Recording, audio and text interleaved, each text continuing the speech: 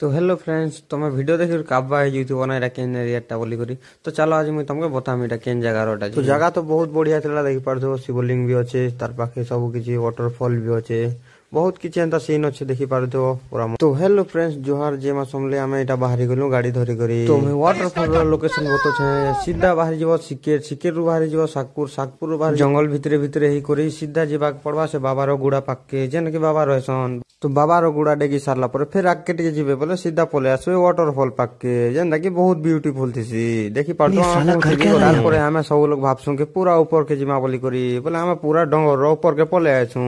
जगहटा तो बहुत ब्यूटीफुल अछि हमें बसी करी मजा नउथिसु आ देखि पारतो केनता मस्त व्यू होते जी इनो मोटे डिंग मारू छे पड़ी पड़ा बोले दांत निकली जीवा तारपरे आमे एना डिंग मारी सारला परे इनु सीधा पले जासु पूरा ऊपर के जेनटा कि एबेका मुई तुमके देखामी देखि परतो पूरा ऊपर के पहुंची गलु